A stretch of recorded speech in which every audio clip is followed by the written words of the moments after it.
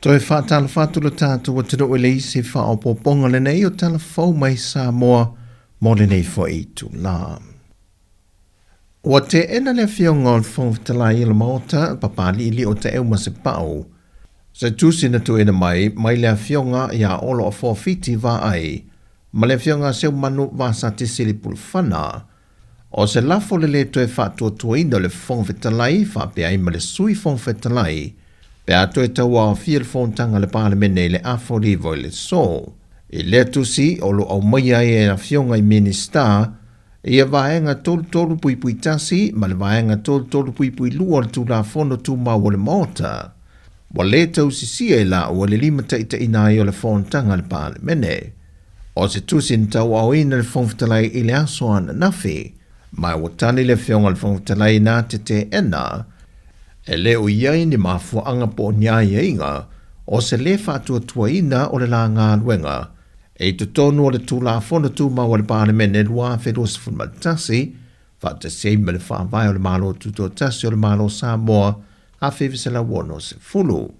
Mai o se tasi leo vaenga ua tulunta i fo i le antunu i le tau o le manga le fontanga le so, le ta oto fo i o le isi lafo, e se mai i le lafo le whātua tuaina o le whionga te mai tai pāle miang.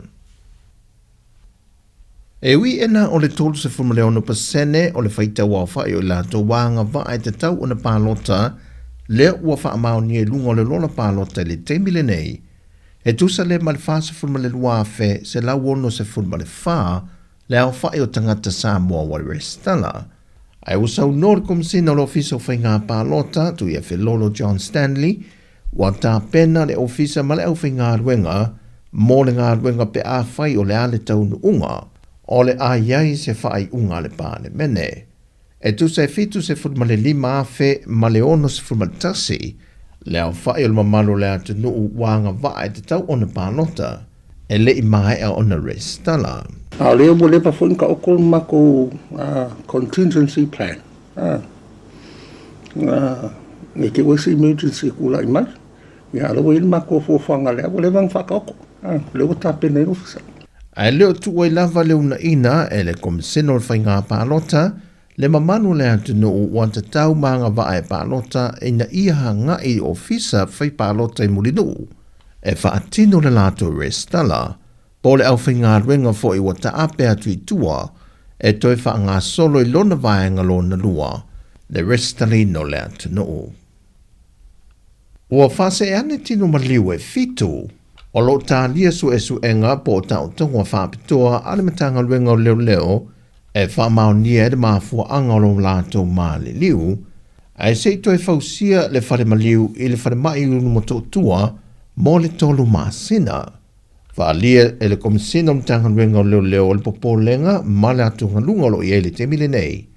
O le toi wha au popo atu o le isi teimi o lo tādia ai e a inga e ana i e tino maliu, o lātou tangata e fia ave tua mō toi sauninga, atu ai ma se tasi o atunga lunga le te mile nei, o le taule o te tongi nei e le matanga ruenga, a o tālia le tolu māsina o le ngā ruenga toi fausia, o lo whai e le whale maliu i mo tua. Mai o le taule o lo o tau ave ai i taimi nei i a tino maliu e limas futa la i le tino maliu e tasi, i le po e tasi, te limas futa la i le aso e tasi, i le tino maliu e tasi. Nono winga la awa pe fitu i a tino maliu i o lo i le mautanga se ngase ofsi, ina tol se lau limas furu i le aso e tasi. O le asia singa le kāpeneta i le tausanga taruai, na whai ai ma le whai unga e toe fausia ia wha au popo le te leo le whale maliu o lo iai le te mile nei, e na o le se fulu ma le lua tino maari liwe ma whai o na tā o toai, a le whale maliu faulia o le ato e fausia, e o atu i le lima se fulu. A o lo mana i ane masino me e le mauti no pe whataranoa ina le tano whaatatau au tu o le tupe, mo le isi te usanga lua whelua lima lua whelua se fulmaleono. Ai o lo wha ngā solo pe tūlanga māsani e pe ona iaita i ana le malo mai whanapa tonga tū mooti, mamtanga ruenga te itasi, la tau te tu ina tuaini tupe whaasili le mtanga ruenga o tupe, mo le whaasoa soina i ati na e le atanu. I se pepo whamtalanga mai le malo, Wa tau au ina tu ele pulasili o le whaalapo tonga waa lea tunu. Le sunga le ia tau le tau wa Sāmoa deka ma le fionga tau le papa le ale au loto ta whaingata toi lolo o le komiti whaatono le whaalapo tonga waa lea tunu. Se whaamdianga se leni e tau la tu le fionga le minister o tau pulenga ma whaapaanga le fionga olo a forfiti wa ai. E le fionga le minister le atino o whamuina Wayne Soi yalo. O le whamnianga na autasi ma whaamau nia le komiti whaatono mo le whaamawina o ana tupe whaasile le whaalapo tonga waa le atino e le tausanga whaale tupe lua whelua se fulmatolu ma i le aso tolu se fulua iuni lua whelua se fulmalwha. O leita pula au sia e whaanganga mofso swani miati nae o manuia ai le tamau ainga o le atino. O le nganga o le whaaftai e le malo na whaamawina i ia tupe whaasili wa foa e le whaalapo tonga. Mo moni le whaamalo le minister komiti whaatonu o le pūlenga ma le au whainga luenga i le una ia leo whainga pūlenga le lei.